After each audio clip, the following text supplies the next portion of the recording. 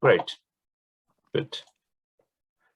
So, yeah, thanks very much for joining us today for this workshop. We are really excited to see so many people coming for this workshop and discussing on this very important issue of language barriers to academic publishing. So my name is Tatsuya Mano, and I'm organizing this workshop today with the 4 other members listed here.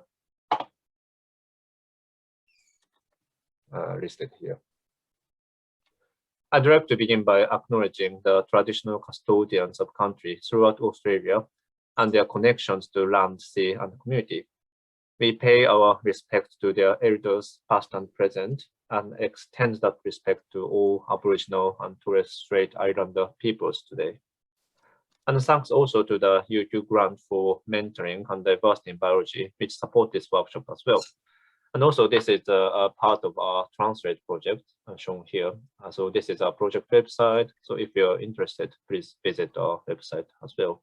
So we aim to understand and overcome language barriers in conservation science and more broadly in science as well. Great.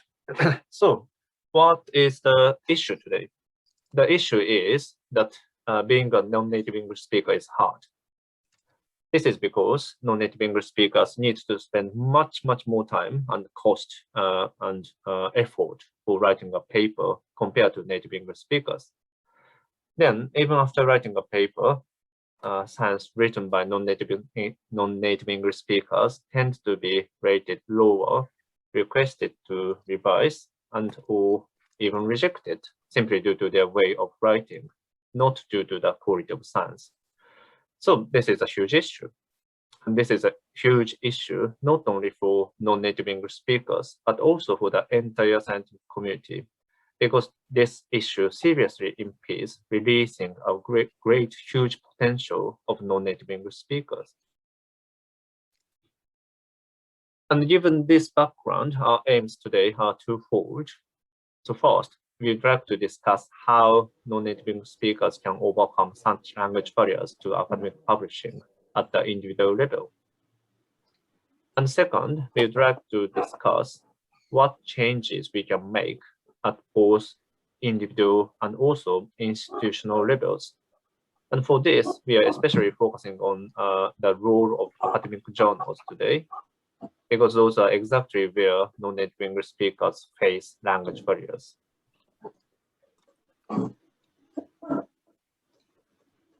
Okay, so the first part of this workshop is seminar and discussion with journal editors. So today we have invited editors-in-chief from these 3 important and diverse journals. We will have a presentation from each and followed by a question and discussion time. So this is a relatively short time. Then the second part is for developing ideas on collaboration. Many of you have already registered for this, but we are essentially aiming to develop a collaborative project to understand journals' commitment to addressing language barriers. So if you're keen to be involved in this collaboration, please join this second part as well. So now let's move on to the first part. So each presentation is about 10 to 15 minutes, followed by question time from audience. So the total time is for each presenter is about 20 minutes. And if you have a question, sorry, I included this raise hand function here, but please post any question in the chat box because we don't have much time today, unfortunately, for question. So some of the questions may not be answered, but if you could post your question in the chat box, we can share all questions later with speakers, and there might be another opportunity for speakers to answer some of those questions later. So please post your questions in the chat box, and we can select some questions and explain each question to presenter. Great. So I think that's it from me. So it's a very brief introduction to the workshop, to the full workshop. So now let's move on to the first speaker, who is Professor Tracy Chapman. So Henry, do you want to introduce Tracy? And thank you, Tatsuya. Yep. Yeah, it's my pleasure to introduce you all to Tracy Chapman. She's the editor-in-chief of Evolution since 2019. Evolution is the main publication of the Society for the Study of Evolution. Has a long history in the field, like leading the up to most publications in evolution. Tracy is a professor of evolutionary genetics at the University of East Anglia and has a lot of expertise working on sexual conflict using Drosophila as a system. And we are really grateful for having her here, especially because for her, base at UK is midnight. So this is a huge effort that we really appreciate. So thank you very much, Tracy. Yeah. Right. Yep. Thank you. Thank you. Let me just share this.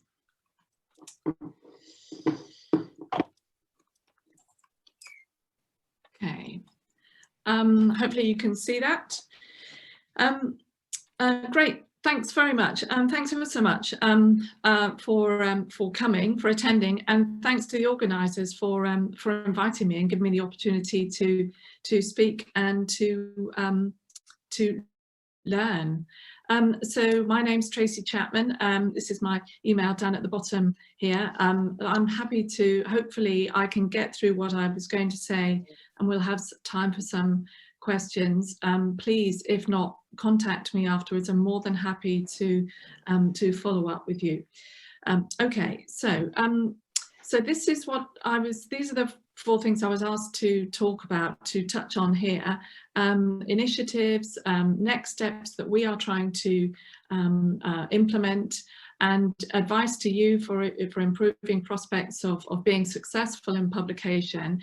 But I've highlighted the one at the bottom here. What I really want to do by attending this is to learn and to have your suggestions and advice, because English is my preferred, in fact my only language, and so I don't have the experience of having to compete and to write and express myself in a non-preferred language. So I really want to come here not to tell you how I think it should be fixed, is to learn from you.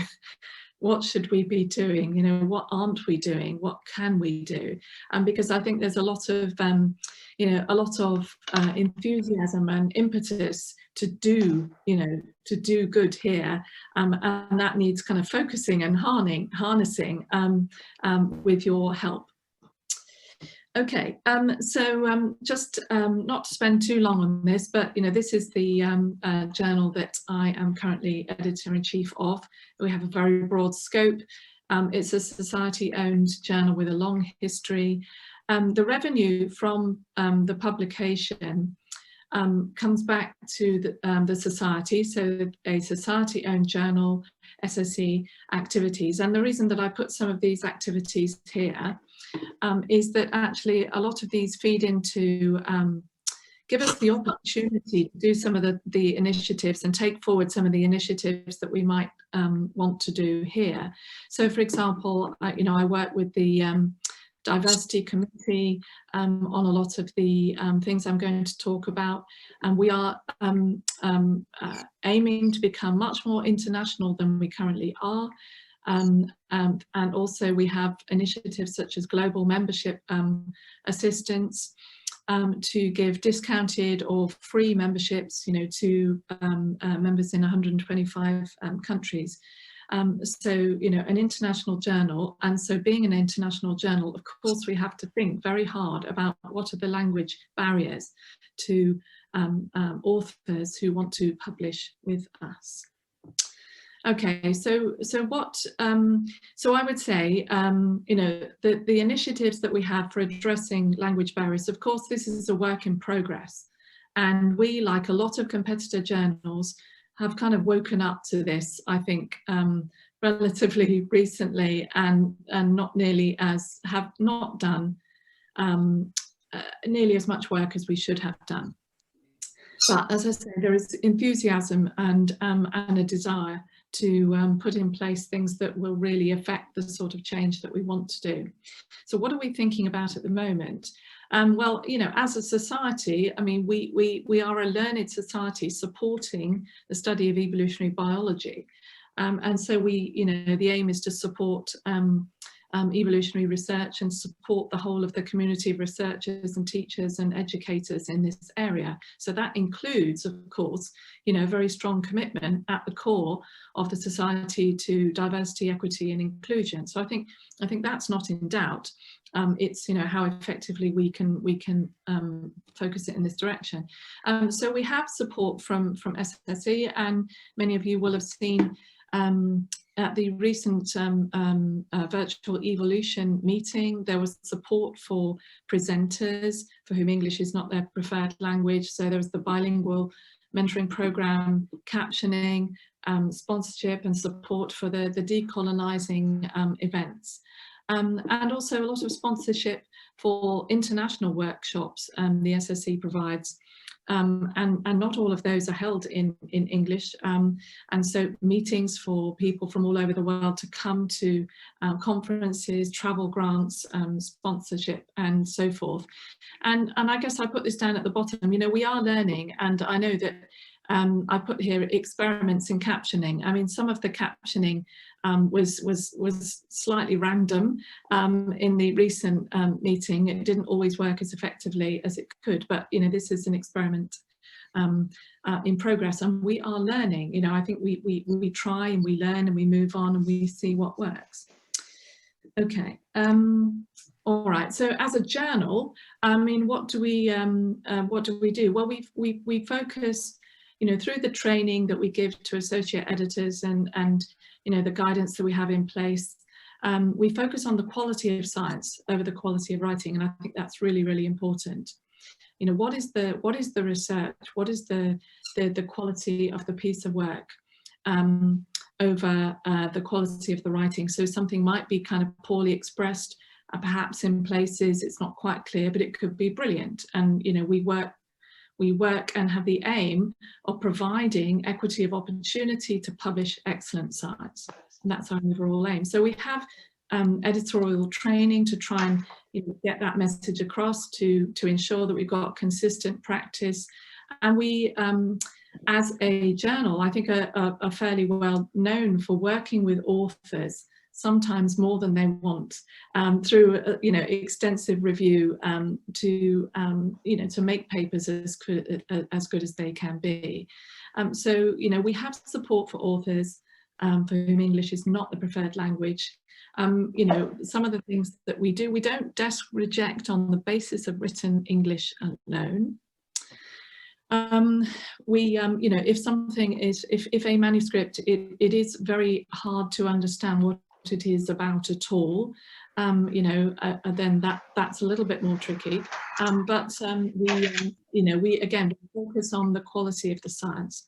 And we also, this is, we're on the lookout, and we screen reviewer comments for anything that we would deem inappropriate. So something that a reviewer might have written that focuses on the personal, on the writer of the manuscript, not on the quality of the science. And you know, what we do as senior editors is to pick those phrases up. You know, we read all of the reviews, we're on the lookout for that, and then we write back to reviewers who've written that and say, you can't, we're not going to pass this on to an author, you know, this needs to be changed, and this is the way that we suggest it should be changed, and this is why we're doing that. And I think that helps to raise awareness. And generally, you know, reviewers, when it's pointed out to them, generally they say, yes, okay, I can see what you mean, I didn't mean that. You know, I mean, that isn't always the reaction. Sometimes people are less happy to receive that, but that's something we do. And we are, this year we've done, in the middle of doing a bunch of international Meet the Editor meetings. And then, you know, these are bi or multilingual, depending upon what the audience requests, and we are attempting to field questions in audience languages and provide some translation. So, you know, this is, I think, helpful, you know, and the reason for doing that is really to find out what the barriers and issues are and what is needed. I mean, we have double-blind review, which helps to some extent, well, to a large extent, I think, to remove some of the biases that people express, but which they are unaware of. So unconscious biases that people will make when they read the names or of you know, the authors of a manuscript. So it takes that away. And we also encourage the use of you know, inclusive search mechanisms for reviewer selection. So encourage our, well, in fact, explicitly ask in the welcome pack and in the training that we give our associate editors, not to go to review, you know, necessarily to reviewers that they just know, the person that, you know, they always choose, to use unbiased mechanisms. So use keyword searching, look for the people that you don't know, and to use the reviewer databases as well, where people who would like to review for us but don't currently do so can register their interest. So that kind of thing. Okay, moving quickly on. As a journal, you know, we have had a explicit policy to expand the international reach of associate editors recently, since I've taken over. To do several things, to increase the reach of the journal, to gain new audiences, new authors, new perspectives, and I also think this helps us to understand barriers, including language, and to make our journal more accessible. So again, this is a work in progress, but that is why we've done this. And you know, we do have an open call for associate editors each year. This is a link here in case, if you are interested in registering your interest, or if you really would like to, you know, review for us and you don't currently or want to explore how to get into reviewing, depending upon what stage you're at, then, you know, please just let me know, let us know. So anyway, we just, you know, in the very last year of recruitment, you know, we recruited, again, you know, mainly from the US, but Canada, Europe, China, India, Brazil, Australia, Taiwan. So, you know, and of our 68 associate editors at the moment, 40 are actually from outside the US. So we have a majority of people from outside the US, which has been the more traditional focus of this journal. So we're making efforts to diversify. And we also recognise the need to have data to inform our actions, even if we don't have it yet. You know, I think we're scientists, we like data to understand what it is we're trying to fix, and then to evaluate actually whether we've done, you know, had any measurable impact. So we have, through this, we have detected variation in rejection rates from manuscripts that come to us from China and other countries in Asia. There has been a slightly higher rejection rate for manuscripts from those countries, and that's something which we are trying to understand and address. What is it about that? Is there, that could be it could be a bunch of different things, one of which might be a language barrier, which is kind of imposed by the sort of reviewing and editorial process, which we need to break down. So as data as well, in terms of data, you know, where are authors submitting from? What is their preferred language wherever they are submitting from, and what are the barriers?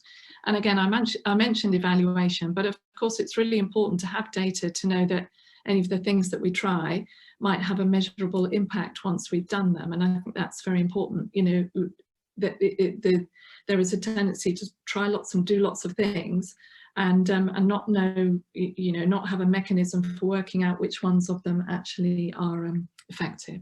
Okay, next steps. You know, understanding where the issues lie. This is very important for us. So, you know, along with the diversity committee, you know, we have plans to gather demographic data to understand barriers.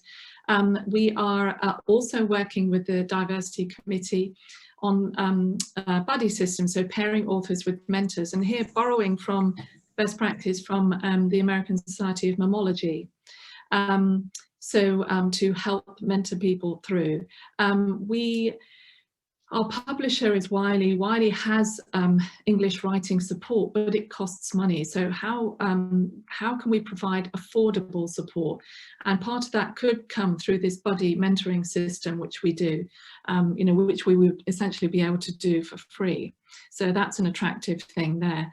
Minimizing biases, we've talked a little bit about this in terms of reviewer selection, but it's also really important to think about who we choose to approach. If we have the idea for a special issue or a paper on XY or a group of papers on something, how do we find the people that can contribute to that? And it's then about finding the people, trying to do that in a way that minimizes biases, one of which is maybe a language barrier. Foreign language abstracts, we're watching with interest and borrowing, again, best practice from the American naturalist, who have foreign language abstracts for accepted papers. So that, I think, is a really good initiative. We don't have that yet, but it's in the plan of things that we want. And then, other types of accessible formats, technologies, what things should we be doing? And this is really where I want your input. What else? What else should we, what else can we do? Because we're listening and we really want to know. Advice to improve prospects of publication. Briefly, do the best science you can. Select the appropriate journal. Look at the remit of the journal, look at recent content.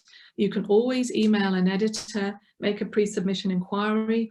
But I think giving a clear statement in your manuscript of, the research question or the hypothesis, why it's important, why it's a significant advance of broad interest, why should other people be interested in it, and the significance of the findings. Responding constructively to reviews will help you to get through the process to a successful endpoint. And also the best thing here, I think, is to get involved in reviewing yourself. And we explicitly encourage group leaders, research leaders to review with people researchers in their groups to give the experience of doing that. That's it. Sorry for going a little bit quickly through that, but I don't want to talk too much. So, happy to take questions and to learn from you. What is your advice? So thanks very much. Thank you very much, Tracy. While people maybe think about their advices, that would be really nice to hear from the public what recommendation they have. There is an interesting question made by Susanna about the publishers. Like, do publishers have influence on the journal's policies, practices, and procedures? And how much autonomy do individual journals have? Yeah, that's a really interesting question. A lot of autonomy in my experience. I mean, I haven't yet. So things to do with editorial policy, things that we want to change, we as editors change them. In terms of,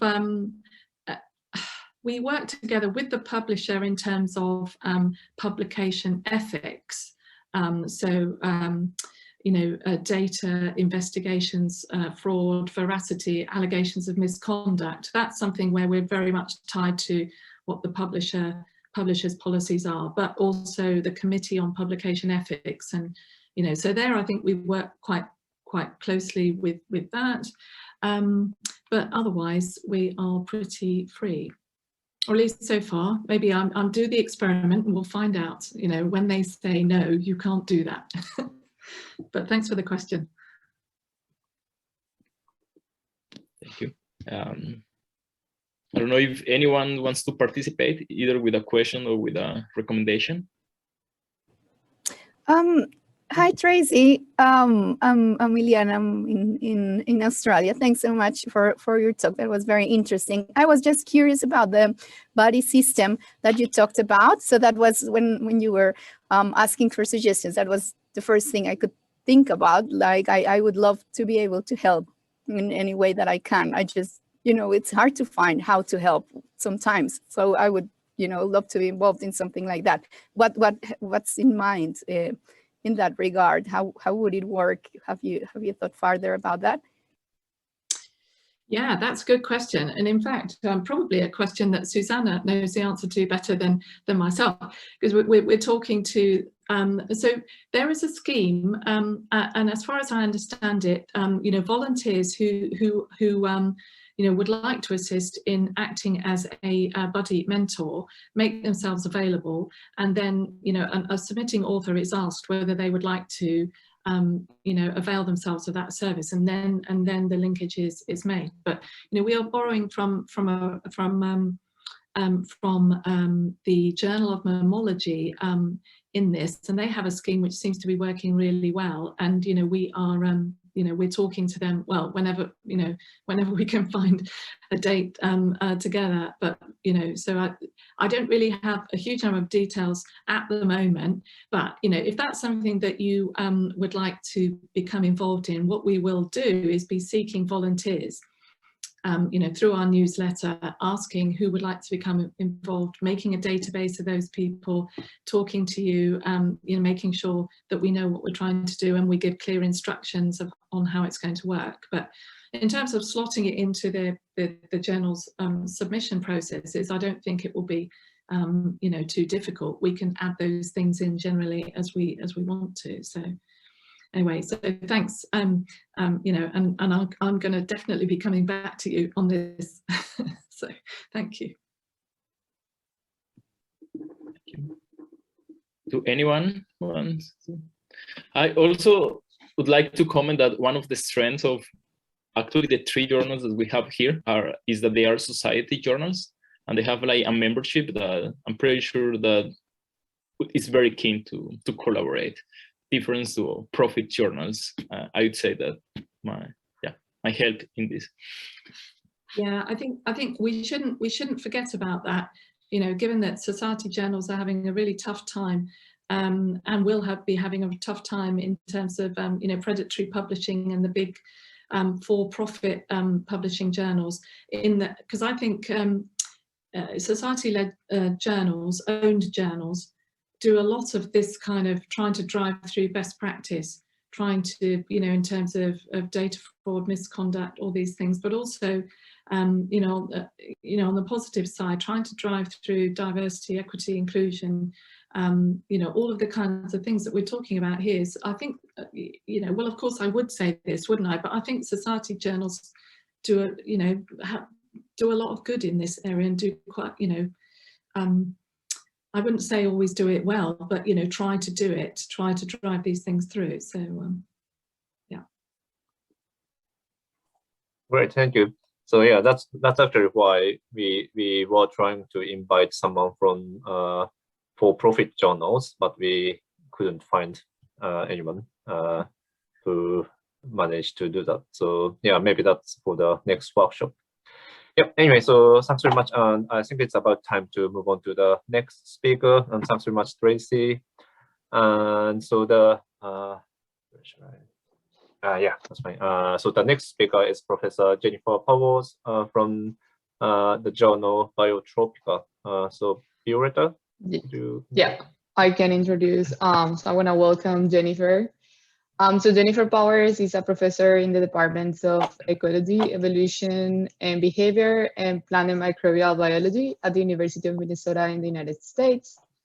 Jennifer's research program focuses on understanding how land use and climate change affects biogeochemical cycles, ecosystem processes, forest dynamics, and restoration in tropical landscapes.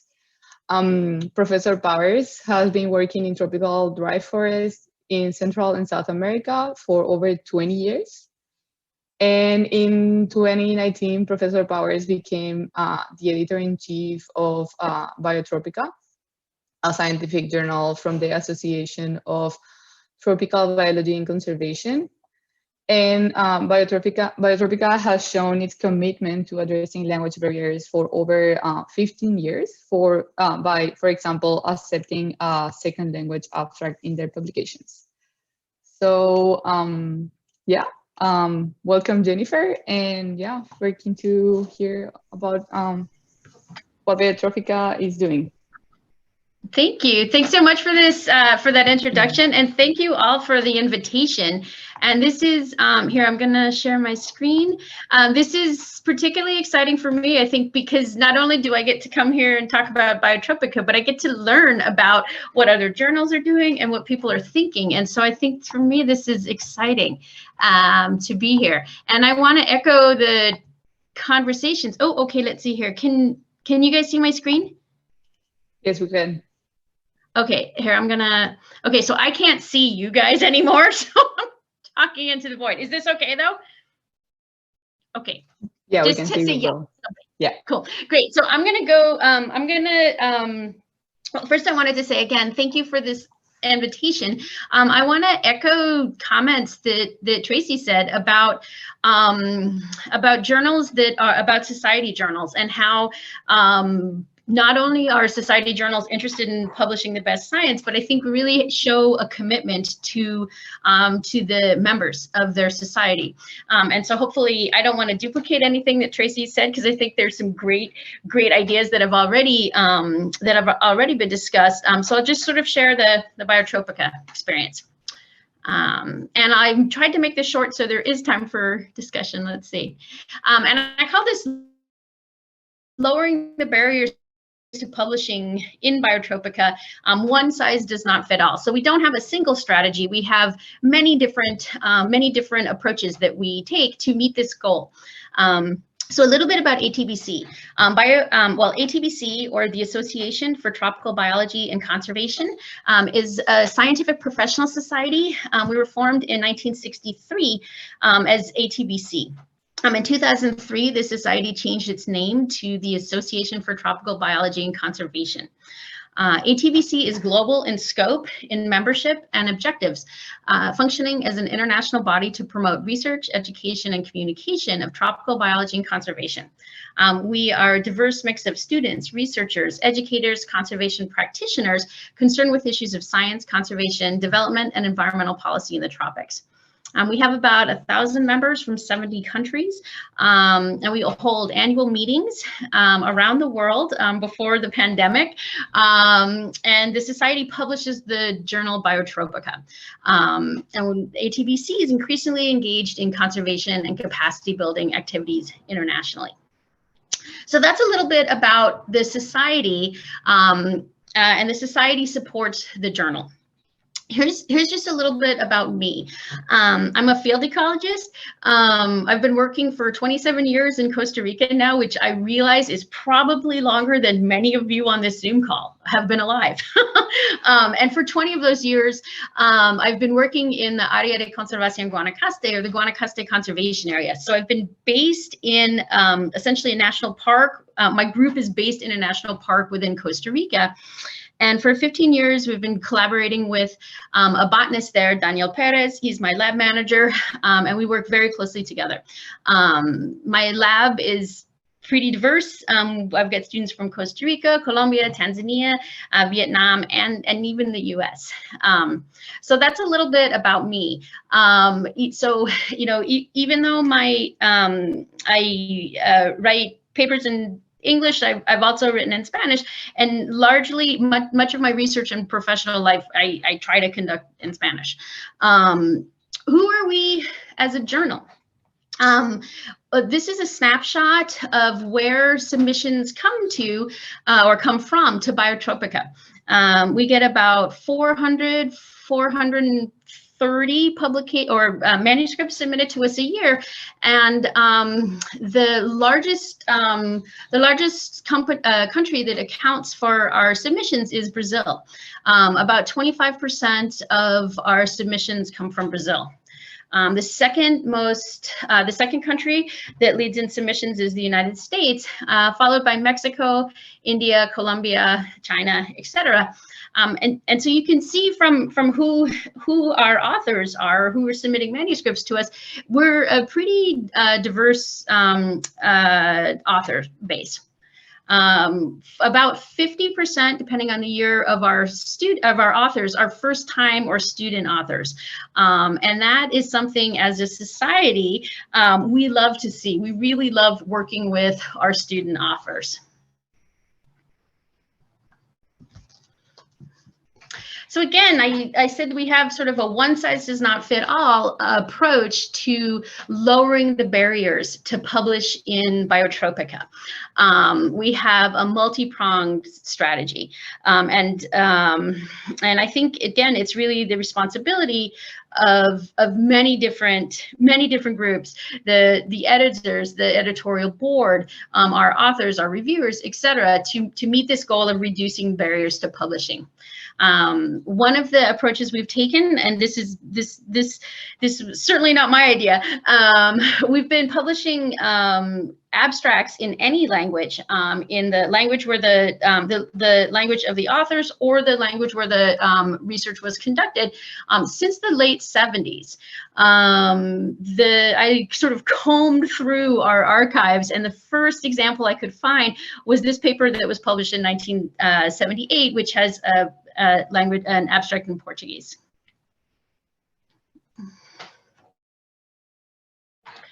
But again, what we do is really try to have a multi-pronged approach to reducing the barriers to publishing in Biotropica. One of the ways we accomplish that is to have a geographically and thematically diverse community of subject editors and external reviewers. So our again, it was really fun to see the statistics for evolution. I would say over 50% of our subject editors are not based in the US. Other ways we can help reduce the barriers to publishing in Biotropica for everybody is that we don't charge page fees or article processing fees for ATBC members. So membership within the society is quite modest. For many students, can get a student membership for $15, and along with many other benefits of belonging to our professional society is that you get to publish one paper per year with all fees waived in Biotropica. In terms of this list of ways we try to lower the barriers to publication, as Tracy mentioned, one of the things we're looking for from external reviewers of manuscripts is really to comment on the science and not the language. So in our invitation to review, if you get an invitation to review a manuscript for Biotropica, and I certainly hope you do, you will see in the letter this statement. Principally, reviewers should assess the quality and the novelty of the science. We do not expect substantial investment in grammatical and stylistic quality of the manuscript, although comments on its clarity are welcome. That's not really the job of the reviewer community. And as Tracy mentioned, there's a lot of different ways that we use to make sure that the reviews we get and the reviews we send to authors really are reflecting that spirit that we want. We want feedback on the science. We can help bring the English up to where it needs to be. Other things we do as a journal to help ensure that we as a journal are publishing science that is practiced in accords with our values as a society is to ask authors to report the permit numbers and the issuing authority under which they have conducted their research. As a society, we're very interested in working with our early career scientists. ATBC regularly publishes or hosts webinars on how to publish. ATBC also has mentoring circles, which are a group of people, of early career scientists, of later career scientists who typically get their start at one of our annual meetings, and then they meet monthly throughout the year to discuss things that come up. And these can include things like, how do I choose a journal for my first publication? Mentoring circles can also facilitate students working with each other to co-review essentially and co-edit each other's work. So how do we, what are some of the ways that we help bring manuscripts up to standard? We handle a lot of the copy editing for grammar and that sort of thing. And what that means is that I do a lot of that. And that's fine. I consider that part of the hat that I wear as the EIC of Biotropica. For some manuscripts we have that need a little bit extra work, we've retained a professional editorial service. And for authors who can't pay that fee, as a society, this is something we value, reducing that barrier. And so as a journal, we are able to cover those fees. The editorial service we work with is plant editors. We feel really strongly that they're excellent. And again, for manuscripts after acceptance that really need that extra push, we're happy to facilitate plant editors helping with that.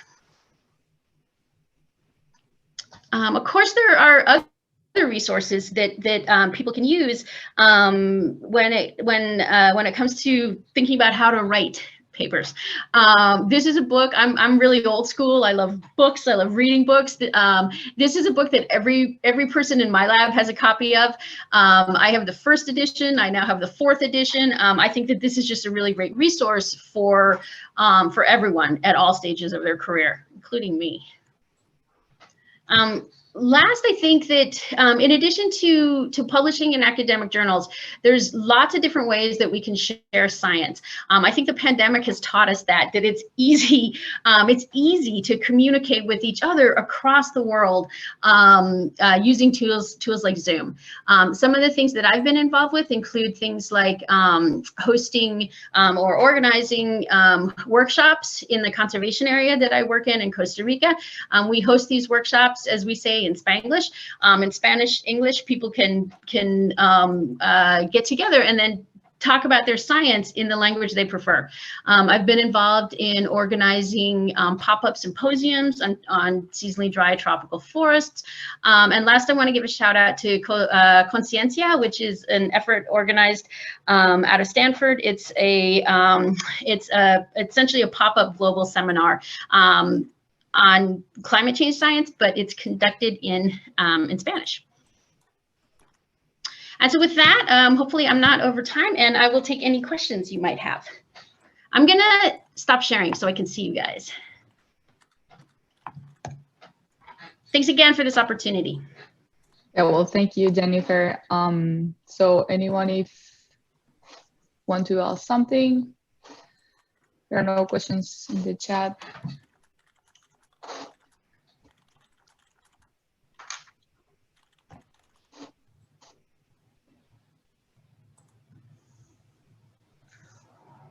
All right, so you can always email me.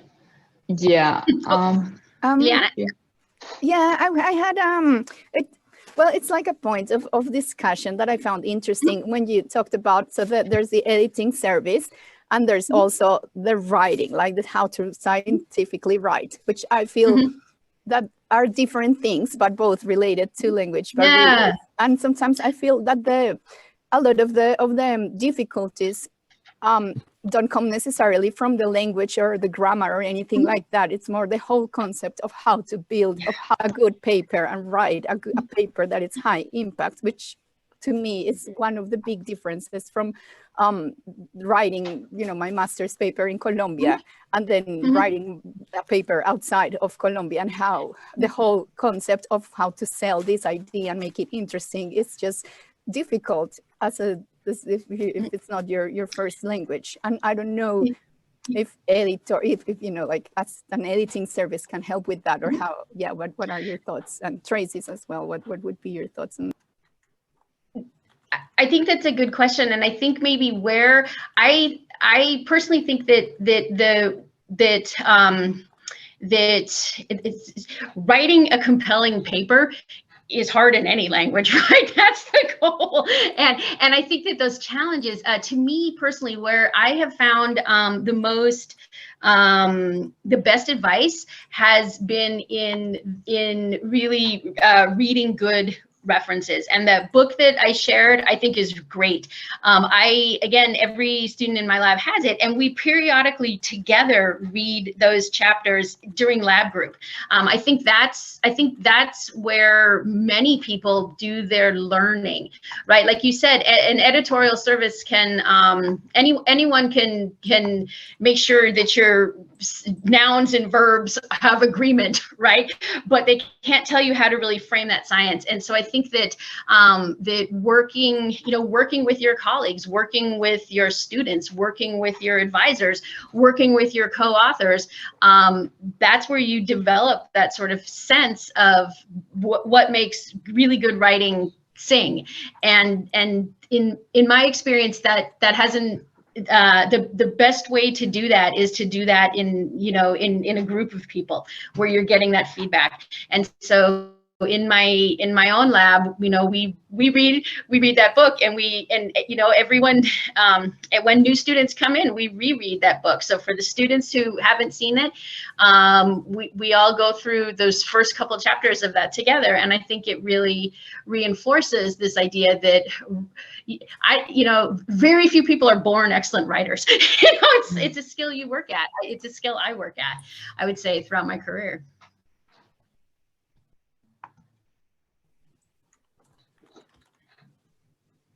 I'm going to mute myself now, or I'll just keep talking. So I want to thank you guys for this opportunity. Well, thank you, Jennifer. Anyone else has a quick question? We have 1 minute left. Henry?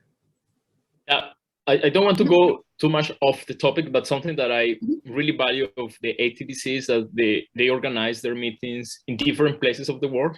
And I'm just wondering if they also support translations or any kind of language assistance during the meetings. That is also a big part of doing science in different languages. Yes, and to date we haven't had the sort of the resources really to do that in all of the different places where we've hosted our annual meetings. But as Tracy mentioned, I think these tools are getting better all the time, and the thing to do is really experiment with different approaches, like automatic, closed captioning and those sorts of things. Thank you. So there is a question here in the chat box, and it says, while ATBC, the society, has the attempt to overcome this language barrier issue in addition to a statement in the invitation letter, do you think it will help for the journal to provide training to the reviewers, especially for early career professionals, to follow what the journal wants to improve in terms of overcoming language barrier?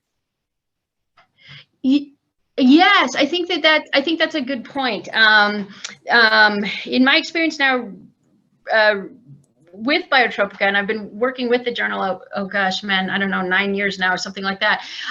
Many of our reviewers are themselves not native English speakers, and so I think what I really see is that, for whatever reason, people go above and beyond, many people in their reviews, trying to be constructive and trying to be helpful. So, and those few reviews that don't hit that mark, as Tracy said, we are happy to, we don't want our authors to see those kinds of reviews that aren't constructive. So I think a policy would be good. In my experience, people really reviewers do their due diligence to provide constructive feedback to authors, and I think that may reflect the fact that many of our authors are first-time authors, and reviewers see that and they really go the extra, they want to be constructive, I think. And maybe that's just who we are as a journal or whatever, but I'm more often pleasantly surprised than, with very detailed constructive reviews than I am horrified that someone is very inappropriate in a review.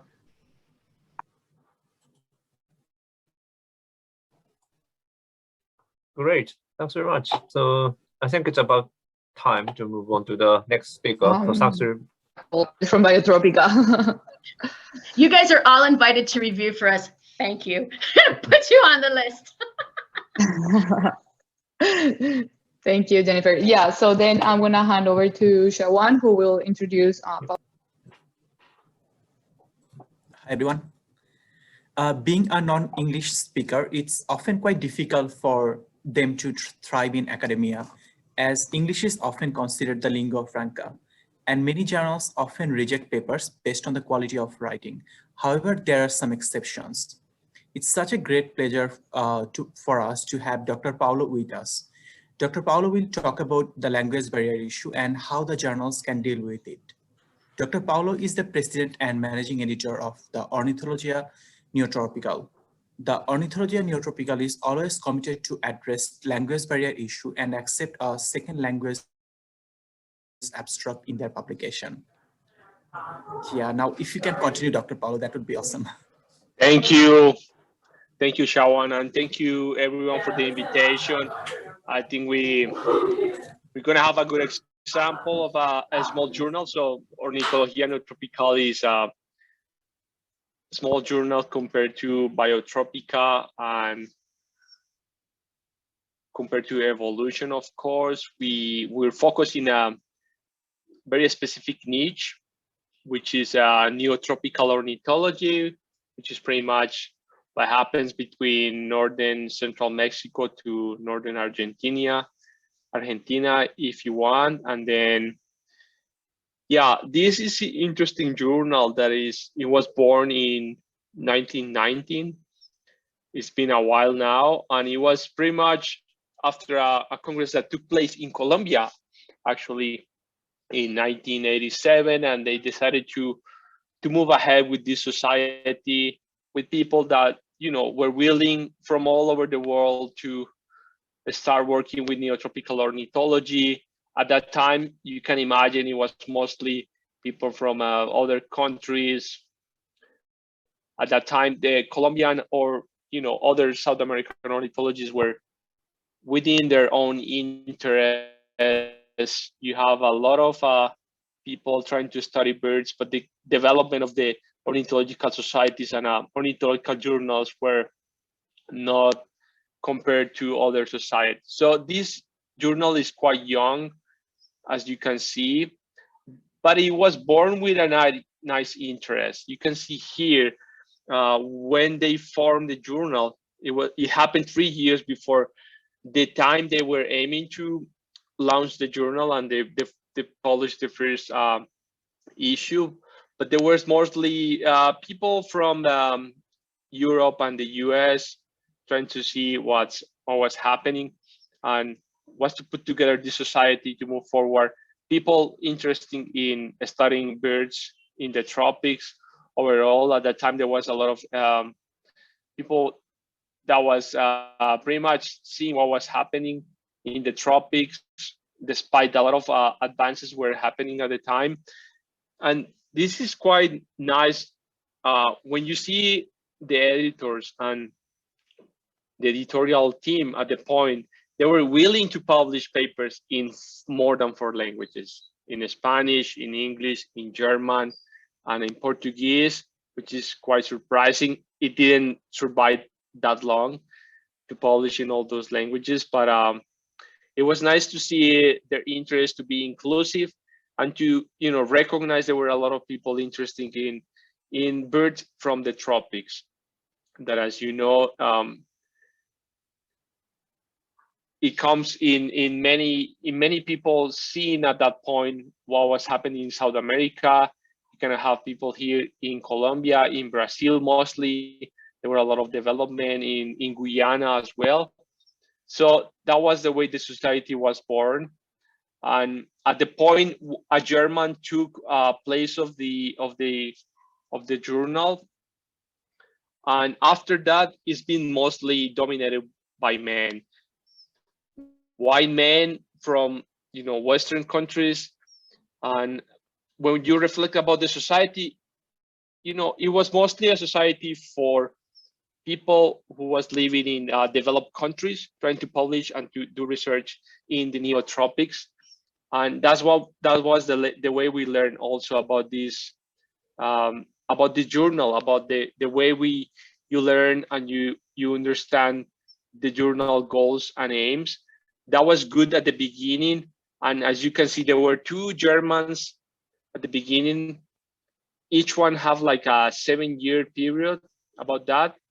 And then you got finally someone from the tropics who understood the needs of probably people within the region willing to publish and to move ahead with this small journal. So let's see what happens here. See my screen moving or not? No, we can't. Okay.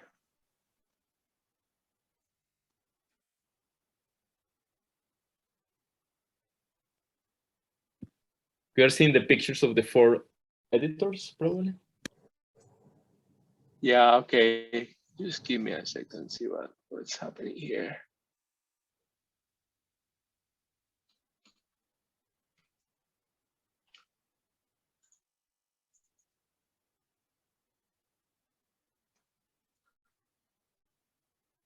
Yeah, it's kind of stuck somewhere.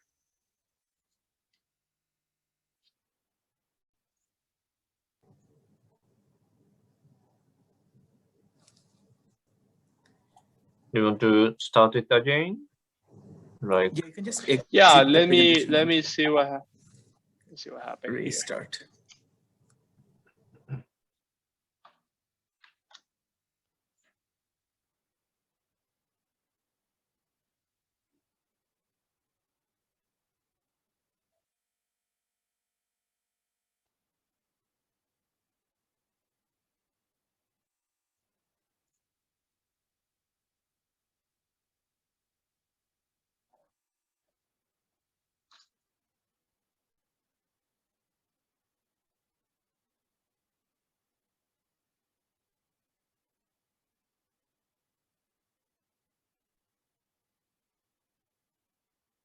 Okay, how about that? We can see the same screen, same slide. Okay. Yeah. Okay, good. It's moving. Okay, yeah, great. excellent. So yeah, we originally have people from other countries working in the journal, and people from Canada and Germany, and we finally made the transition to other people in the tropics. You will imagine that, of course, you don't want to radicalize too much about who managed the journal or who should be engaged and involved, but there was a nice move when you think about who should be leading a journal that is mostly focused in neotropical birds. So we made that transition, and the past editors worked very well with the journal. As you can see, also the editorial board at the time was 2 Colombians and people from other countries, but mostly from the US and outside. So the journal actually started as a really small journal, simple natural history, notes, and very few papers. This was the first volume that we have, only 4 papers, very small, content. And actually, the first thing I want to express about this journal and how this changed people's mindset about publishing and being included and being taken into context about publishing small papers is like, when you see this type of papers in the first Ornithologia Neotropical, you see, okay, I can do this.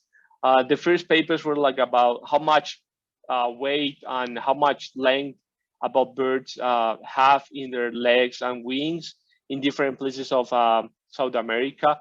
So when people see these in a country, in Latin American countries, they say, okay, I can do this. I can be inspired by these journals.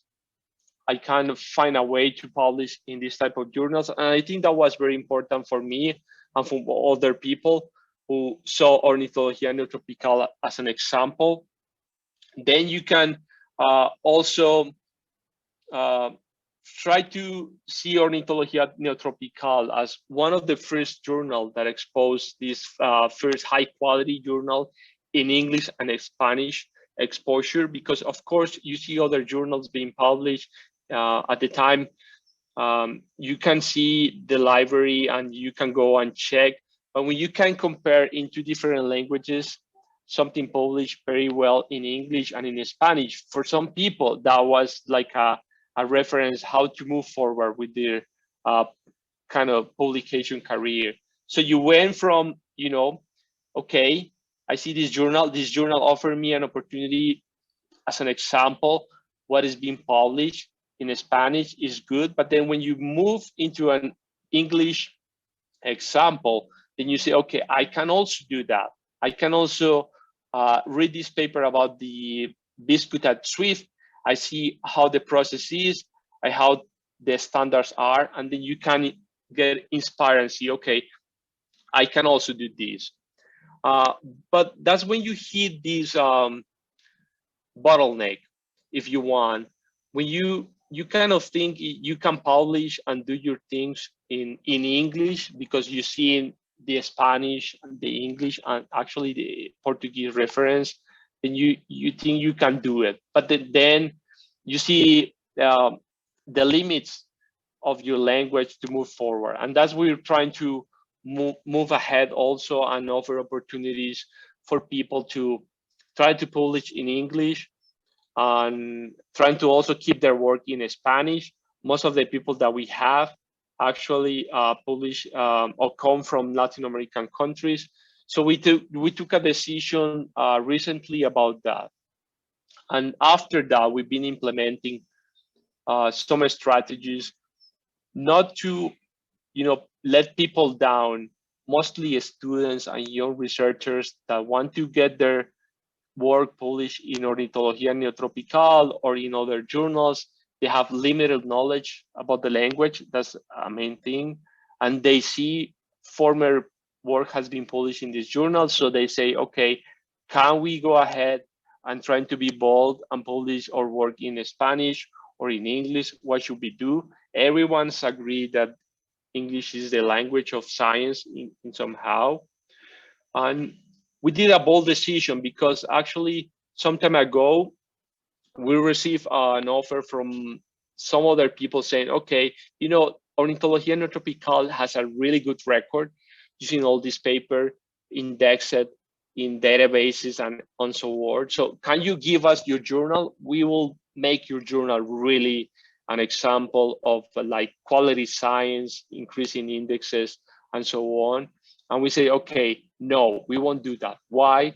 Because a lot of people agree that Ornitología Neotropical was the first way, you know, to learn how to publish, see the examples, and get someone to help you, not only in, as you has mentioned before, to increase the quality of your work, but also how to increase the quality of your work publishing in another language. So we say no, and then we set this policy of extra work before rejecting a paper.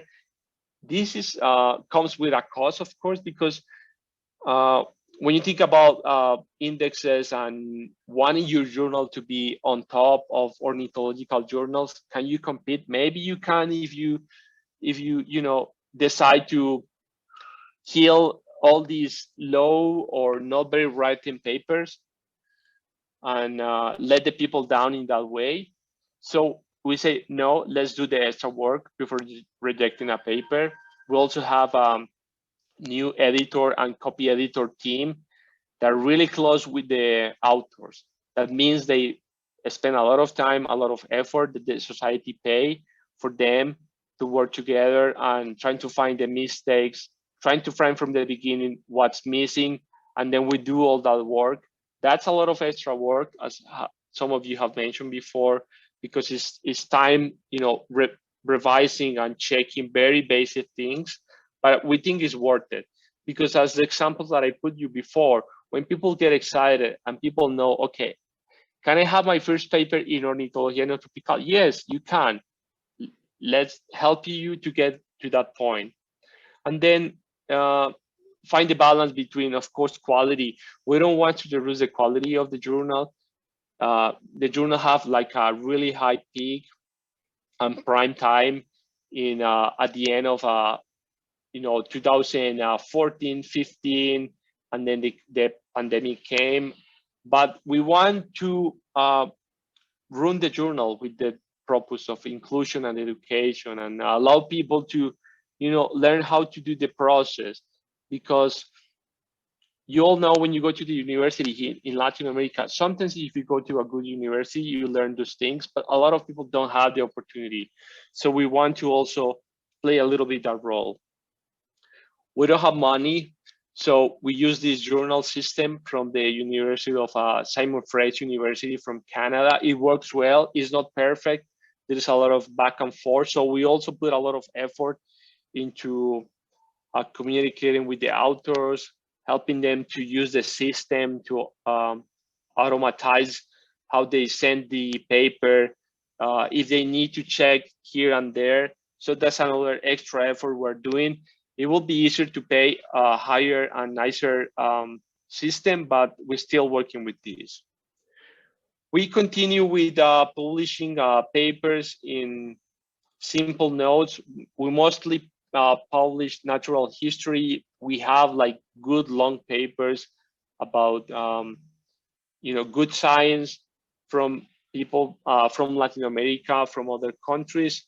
But we moved from paper system to online system, and that's been also very nice, because we can take the amount of money that it takes to print a journal these days to a system where we can pay more people involved in the process of reviewing and checking and so on. So we made that sacrifice, and I think it's working very well too.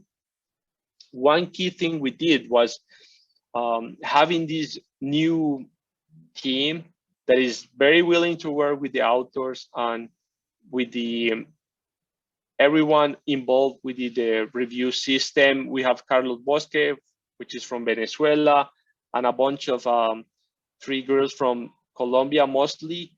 And I think that was very that has worked very nice, in a way that they're willing to put their time and effort to bring people to a good a standard in terms of publication.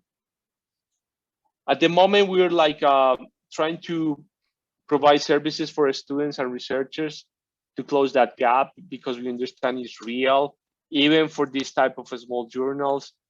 Trying to provide people with resources for them to trying to see what is the guidelines to publish in another language, particularly in English. We also publish in Spanish. We used to have a lot of papers in Portuguese, but it's no longer viable, which is, is also nice to bring into the discussion, because when you think about the neotropics, like a lot of the research happening here is in Brazil, then you have to communicate in English with Brazilian researchers, and they are in most small universities. They can communicate through other languages, and that's a huge barrier. They have their own journals, but they're willing to publish it somewhere else. And Ornithologia Neotropical was a way for them to get their research out of Brazil, or at least out of Brazilian journals. We're also thinking in carrying out workshops about publishing in other languages, and there is a lot of people from the US and Europe saying, okay, Ornithologia Neotropical was also our first place where we publish. We're willing to put our time to help people and review papers and help anything that is needed to be done in order to move them forward ahead. So yeah, that's all I wanted to tell you today. And if you have doubts and want to learn more about us, please go to those, write to the editor, which I'm not. I'm actually the president. Carlos Bosque is the new editor, but I'm being helping them as well to, engage in this process. Thanks, Paulo, for the great presentation. So we have a question from the chat by Henry. So do you know what is the ratio of publications led by students in Ornithologia Neotropical? And if that are the first time authors prefer to publish in Spanish or English? So you have that balance between, well, the first question is pretty much in every paper there is a student, which is great because you see it, they see the journal as probably the first opportunity to go from your country journal to a higher level one. And we're willing to put that effort and helping them to get there. So I will say like at least 80% of the papers have a student involved. And also, can you go back to the second question, please? Yeah, if so, those that are the first-time authors prefer to publish in Spanish or English? You have all kind of interest. Actually, have a discussion today because there is a lot of people willing to have their paper in the mother language, in the mother tongue, which is not sure if it's usual for the other papers. They have the luxury to have two papers in different languages, but people say, okay, if we do this, say a community person in Bolivia have their paper in English, yes, it will help them career. But if they want to show politician or anyone else in their mother tongue, what do you do? Is a really bottleneck. So we're starting to think, okay, if you want, we might provide a service to get your paper in your mother tongue, which seems like a lot of work, but yeah, we're different in different world now. Not only to advance your career, but show your research to other people as well. That's great. I'm now handing it to Tatsuo because we are already over like 15 minutes. Sorry about that. Great, thanks very much. So I think that this is the last opportunity to ask any question to these three editors. So if anyone has any last minute question, we can have another question. But if not, shall we move back to the slide? Sorry. Thank you. Thank you, Paolo. Great. So can you see it? So I'd like to thank everyone, and especially Tracy, Jennifer, and Paolo for this great presentation and also product discussion as well. So I really hope everyone enjoyed this first part, and it's basically now time for a short break, and we will start again in 5 minutes. So to explain the second part in short, the second half is for developing ideas for a collaborative project. So if you are keen to be involved in this collaboration, please join us again in 5 minutes. And others are now basically free to go. So I hope you enjoyed this first part, and thanks very much again for your participation. Thank you.